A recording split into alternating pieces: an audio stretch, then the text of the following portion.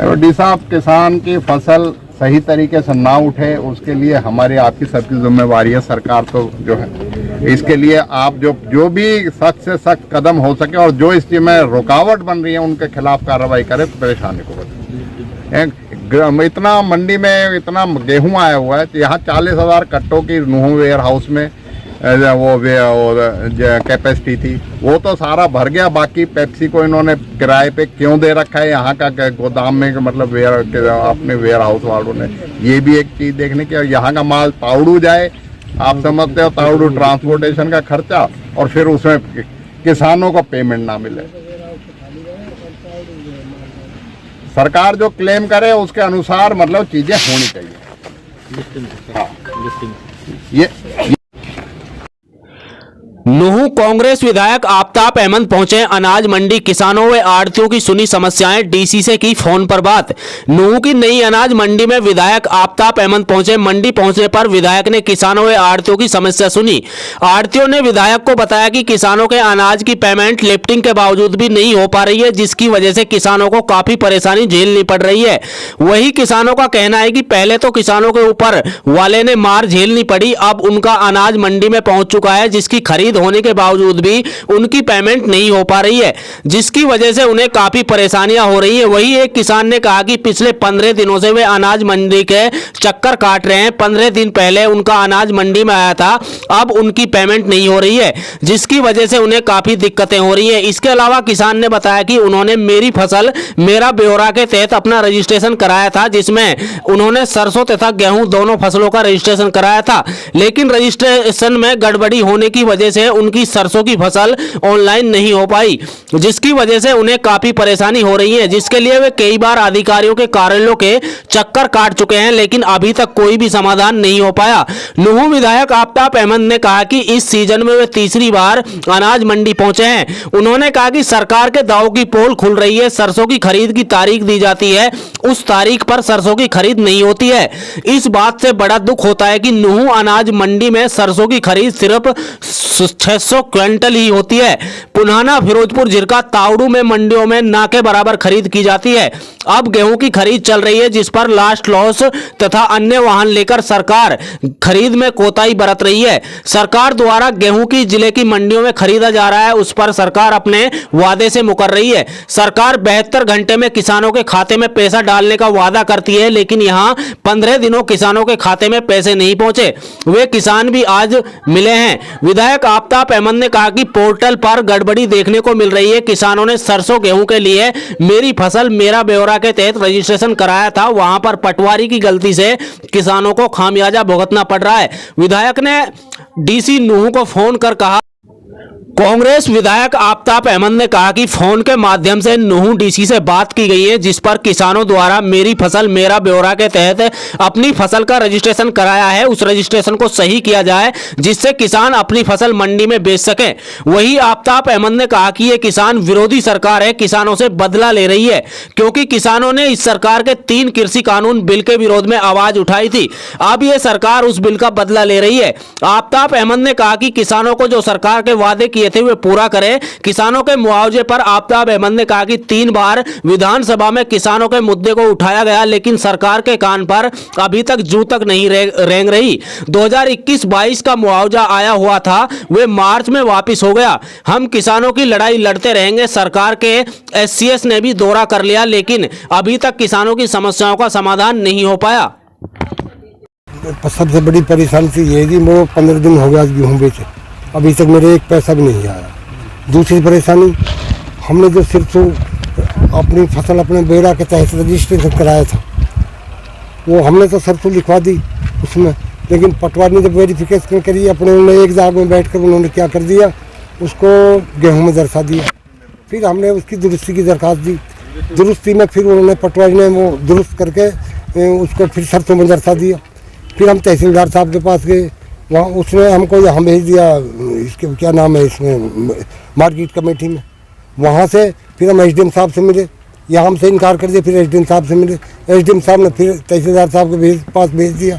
फिर हम यहाँ सेक्रेटरी साहब से मिले, उन्होंने आखिर में ये कह दिया कि पोर्टल बंद है, अब तुम्हारा कोई समाधान नहीं है। अब हमारी मात्र 5 क्विंटल सिरसों ली है, 5 कुंटल ये हर उनके नाम से, और वो सिर्फ बाकी हमारी 7 एकड़ में सिर्फ थी, बाकी सबको गेहूं दर्शा रखा है। जबकि हमने पटवारी से हम मौके पर दूसरी गिरदावरी करवा के दुरुस्ती करवा दी, फिर भी हमारा कोई समाधान नहीं हो रहा है। क्या फ़ायदा हुए हमारी सरकार खरीदी नहीं खरीदी हमारे एक दाना। क्या अब हम ये चाहते हैं कि हमारी ये पोर्टल दोबारा खुलवाया जाए, और ये हमारी सरसों जो हमने अपनी फसल अपने ब्यौरा के तहत जो रजिस्ट्रेशन कराया था उसके तहत हमारी पोर्टल में हमारी दोबारा ये गेट पास बनवाया जाए। अनाज मंडी में हम जब भी, चाहे वो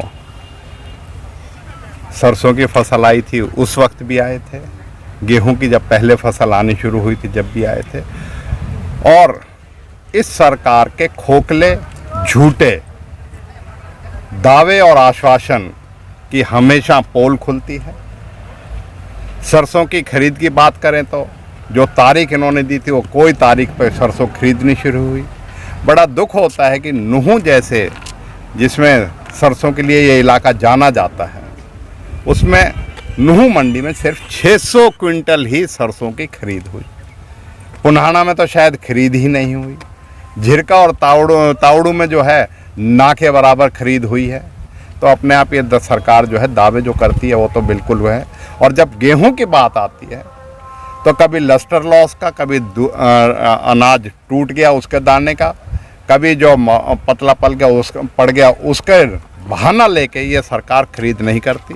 और अगर खरीद करती है तो खरीद करके उसके किसानों को उसका भुगतान 72 घंटे का जो वादा है वो बिल्कुल खोखला है। 15-15 दिन से अभी तक कोई किसानों को ऐसे किसान मंडी में मिले मेरे को जिन्होंने कहा है 15 दिन हमारी फसल को उठे हुए हो गए, हमें कोई पैसा नहीं मिला।